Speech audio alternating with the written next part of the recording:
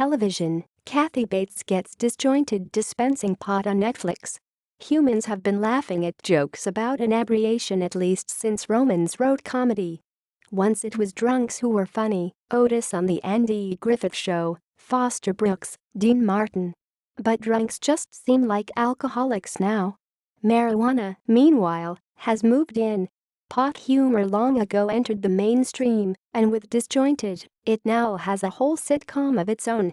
The series, which premiered August 25 on Netflix, was created by David Javerbaum, the puppet panel show No, You Shut Up, and Chuck Lorre, of 2.5 Men, and the co-creator of CBS Mom, a comedy about substance abuse and recovery. To some degree, this show wants to be the stoner Cheers. James Burrows, who co-created that series, directed the Disjointed pilot. There are butenders here, a central workplace flirtation, and a coterie of comical regulars who want to go where they almost can remember their names. As on Cheers, the door to the street is on the left, the one to the office is on the right. Kathy Bates plays Ruth Whitefeather Feldman, who has partnered with her son, Travis, Aaron Moten, in a social pot dispensary. Ruth is what you would call an old hippie.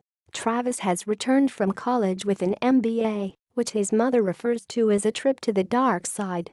His father, a Black Panther who became a corporate for a big pharmaceutical company, is not in the picture.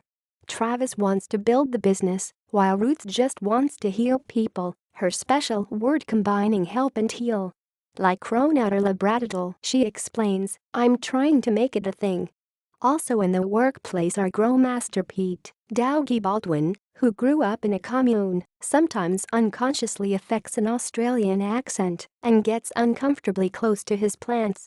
There's also Jenny, Elizabeth Ho, the token Asian, Olivia, Elizabeth Alderfer, who finds herself drawn to Travis, who finds himself drawn to her, and security guard Carter, Tone Bell, an Iraq vet with PTSD, who turns the series serious from time to time. Hanging around, like Norman Cliff and Frasier, are Maria, Nicole Sullivan, a middle-aged housewife looking for relief, and Dank, Chris Redd, and Debbie, Betsy Sodero, who host a pot-themed webcast and make various loud noises. Antagonistic neighbor Taekwon Doug, Michael Trucco, barges in from the martial arts studio next door every so often to mangle language and complain. Apart from its subject matter in the rougher language allowed by a streaming network, Disjointed is very much an old-fashioned, filmed live and or laugh-tracked situation comedy. Its rhythms will be familiar to anyone who has seen even 2 other such shows. Some attempts have been made to push beyond the form, including the sudden interpolation of a musical number and satirical pot-themed commercial breaks from an alternative universe where marijuana has long been legal. What might be visual puns, a shot of Stonehenge, for instance, to signify stoned, or a church pipe organ to say PIPES, mark scene transitions. Animated sequences, beautifully done, come along to express what's going on in Carter's troubled head. I suppose the hoped-for audience is meant to be as broad as the audience for drugs.